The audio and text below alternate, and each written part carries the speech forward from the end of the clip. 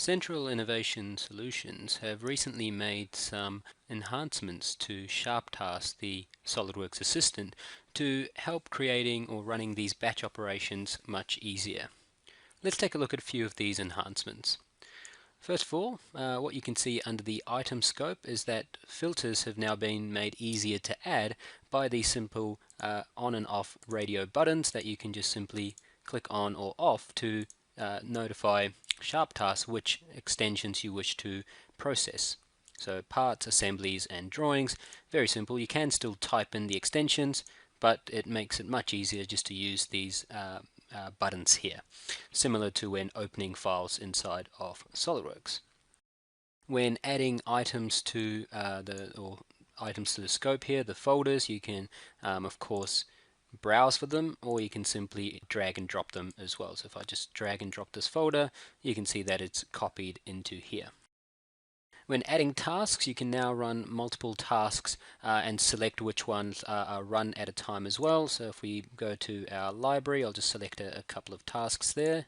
I have our Save 3D and our Save PDF, and I can just simply ask them to be turn off which ones I wish to run here. So I'm going to run the Save 3D task. I'll just turn off drawings for that. We'll only run on parts and assemblies in this particular folder. Let's take a look at some of the enhancements that have been made to arguments for these macros and tasks as well. For example, under the Save 3D, and we'll have it for the Save PDF as well, is the output file name. We can now compose the output file name made up of different variables. Before or previously, it was just the whatever the file, whatever the name of the source file was, but now we can use custom properties, the date, as well as configuration or sheet name. Let's take a look at how this is going to work. So here I'm just going to name my files according to my SOLIDWORKS file name, and I also want my revision. Now I know my files have a custom property called revision, so all I have to do is just say, let's say I want to dash and I want rev and then dash again, and what I can do is just go over here to bring up the options available, and I have custom property and I get the parameters. So in here all I have to do is type in the name of the property I want in my file name. So I'll just say it's revision, which is the name of my property.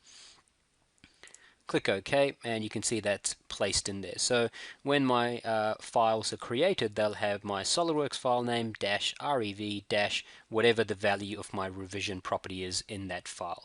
And you can of course compose this with multiple properties using dashes, underscores, anything like that. So great way to create the names for your files.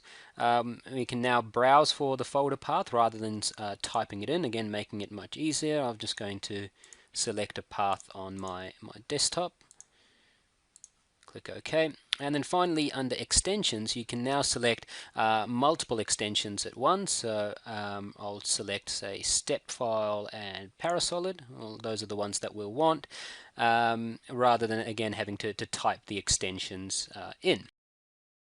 Same as before, if you leave the destination folder entry blank, it will create the output files in your source folder where your SOLIDWORKS files currently reside. Also new in settings is a new backup option. So as you know, SharpTask will open up the files in SOLIDWORKS and process them.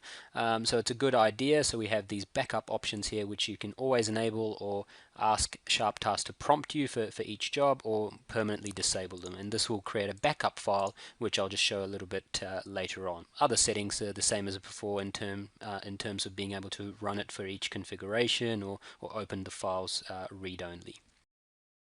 So I've specified my output file name, my destination folder, and the extensions I want. So let's go ahead and simply run the job. So I'll open up SOLIDWORKS 2016, which is my specified version of SOLIDWORKS, and it'll start running the task there. And we can keep an eye on the progress here. Again, we can tell that it succeeded. Any warnings or failures will be marked here in the status dialog as well. So we can see it's complete, no failures there. That's great. Let's go ahead and take a look at our 3D output folder. And what you can see here is that my files have been created, so the step and parasolid files that I requested, along with the file name, the REV text, and the revision of the files. And just to sort of confirm, if we were to open up SolidWorks and take a look at the properties in there of one of these files, and we can take a look at its properties. You can see it's got revision A, and the same thing's been placed into there. So a great way with these placeholders to be able to define precisely the name that you want for your output files. Finally, the backup options and how those work. If we go to the source files and where they're stored, what you'll see is that we have these backup files being created for every file that you're processing using SharpTask, and you can simply rename or get rid of the stbck file extension and the date and timestamp, and you'll have your exact file there. You can see it's the exact same size as your corresponding SolidWorks file. So it will just create these backups of your SolidWorks file so you don't accidentally lose any data. So SharpTask now provides these great new enhancements to make your batch processing that much easier. Thank you.